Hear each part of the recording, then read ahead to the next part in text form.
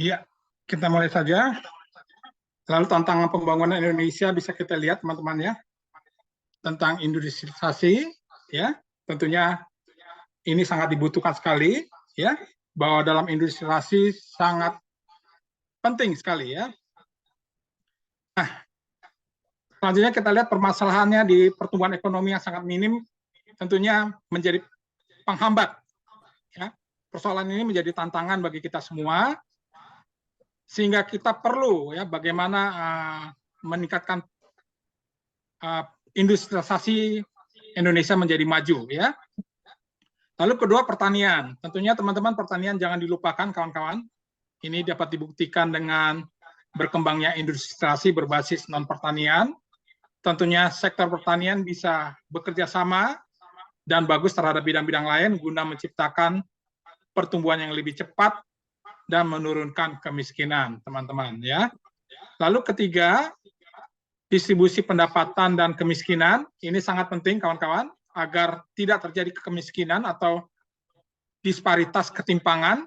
Ini kita sebagai sarjana manajemen harus memperhatikan bagaimana kemiskinan adalah problematika kehidupan yang sudah mendunia. Dalam artian isu kemiskinan telah menjadi perhatian dunia dan isu tersebut hampir terjadi pada semua negara, walaupun dampak kemiskinan di setiap negara berbeda-beda.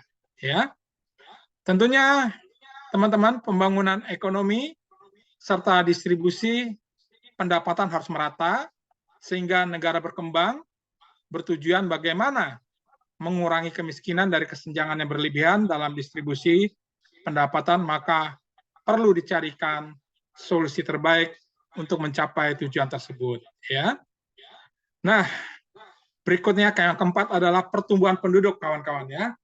Tentunya sekarang pertambahan penduduk semakin meningkat, tentunya akan terjadi ya. Pertama adalah pengurangan variabel distorsi harga, dan kedua mencapai perubahan struktural distribusi aset, pengaruh akses pendidikan disertai kebebasan demi mendapat penghasilan yang lebih baik. Lalu ketiga, bagaimana pengembangan distribusi pendapatan lebih lanjut bagi golongan ekonomi kuat dijalankan dengan kebijakan perpajakan atas pendapatan serta nilai kekayaan dengan penyediaan tunjangan finansial, barang serta jasa. Lalu keempat, perubahan pentingnya peningkatan inovasi dan kemajuan pemasangan yang menyoroti pemberian fasilitas perawatan medis, penginapan, pelatihan terjangkau, dan perbakan sarana pertanian. Ya. Lalu terjadi juga perubahan demografi, kawan-kawan ya. Ini kita tidak bisa pungkiri lagi ya. Artinya perubahan demografi Indonesia punya modal cukup menjadi bangsa maju di tahun 2045 ya. Tentunya termasuk dalam 5 negara besar. Tetapi teman-teman, pentingnya kesediaan atau siapnya Anda meningkatkan sumber daya manusia yang berkualitas ya. Tentunya di sini ada Wakil Menteri Keuangan dari Tokyo menyatakan bahwa sarana SDM berkualitas, kesiapan teknologi perencanaan, terinteraksi dengan daerah, serta kebijakan demografi, dividen yang menguntungkan dapat mendatangkan tantangan tersendiri bagi Indonesia, yakni kualitas pekerja yang rendah dan mismatch di tenaga kerja. Ya. Tentunya kawan-kawan, pemerintah Indonesia memperhatikan investasi pada pengembangan sumber daya manusia. Ya. Nah, di sini teman-teman harus siap ya. Artinya Indonesia melalui sektor kesehatan dan sektor pendidikan, dua hal yang terpenting, maupun melalui penyiapan SDM Indonesia sebagai penggerak utama pembangunan ekonomi yang siap. Anda harus siap menghadapi tantangan knowledge economy atau industri 4.0 atau 4.0 ya. Nah, kita lihat lagi kerjasama membangun ekonomi nasional, apa yang sudah dilakukan oleh pemerintah, teman-teman. Ya, kita harus hargai bagaimana pertumbuhan ekonomi 5,4%, inflasi 3,5%, nilai tukar rupiah 13.500 per dolar. Ini tahun 2018 ya. Harga minyak mentah 48 dolar per barrel. Lalu surat pembenaran negara 5,3%. Lalu lifting gas produksinya adalah 1,2 juta barrel per hari. Ya, ini kita harus bersyukur ya, alhamdulillah ya. Lalu tingkat pengangguran sekitar 5,53%. Angka kemiskinan kita syukur turun di 9,5% sampai 10%. Gini ratio artinya kesenjangan hanya 0,38%.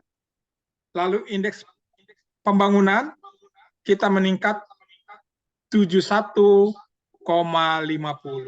Ya, ini harus kita syukuri sebagai apa yang sudah dilakukan oleh pemerintah Indonesia ya.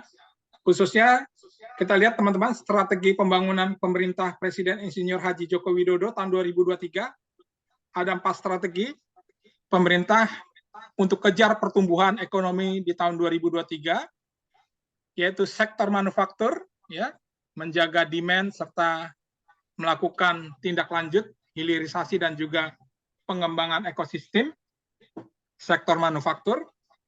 Lalu kedua adalah larangan ekspor dengan tetapkan kebijakan larangan ekspor bauksit yang akan berlaku Juni 2023 karena sebagian besar kebutuhan alumina masih diimpor ya. Lalu ada sektor real kinerja, lalu ada falas ya. Lalu berikutnya ekonomi Indonesia di dunia. Saya minta charge. Kita lihat ekonomi Indonesia di tengah dunia, kita bisa perhatikan ya, rata-rata surplus defisit fiskal ya. Yaitu bisa kita lihat ya, Singapura, Arab Saudi, kita nomor 5 ya. Lalu rata-rata pertumbuhan ekonomi dekade terakhir, rata-rata 2008-2017, kita berada posisi nomor 4, 5,05 ya. Lalu kontribusi terhadap pertumbuhan global ya, di mana kita lihat Indonesia berada di peringkat 5 ya. Ini artinya memberikan kontribusi pada pembangunan dunia. Lalu rasio utang terhadap PDB 2017 kita lihat 1, 2, 3 antara peringkat 11 ya. Berarti utang Indonesia masih dapat dikendalikan teman-teman ya. Nah, ini ada tugas studi kasus ketiga tentang ekonomi pembangunan, di mana kita sudah masuk ke pertemuan keempat, teman-teman. Dalam ekonomi pembangunan, 3A, jelaskan permasalahan ekonomi pembangunan Indonesia yang masih menjadi dasar permasalahan yang belum terselesaikan dari Presiden pertama sampai Presiden Insinyur Joko Widodo, sampai pemerintah yang harus selesai menjadi kekuatan ekonomi nomor 4 dunia. Jelaskan 7 hal yang harus diselesaikan segera dengan mantap dan berkualitas. Nah, berikutnya teman-teman, ini 3A, lalu 3B, kita telah mempelajari 4 strategi pemantapan ekonomi teman-teman 2023 yang telah dicanangkan oleh Bapak Presiden Insinyur Haji Joko Widodo. Berikan pendapat pandanganmu yang lengkap, berkualitas, jelaskan secara mendetail ya. Tugas studi kasus mohon kirimkan ke email dosen yang telah ditetapkan sebelum ujian tengah semester. Harap jangan asbun dan tidak berkualitas ya. Mohon teman-teman perhatikan dengan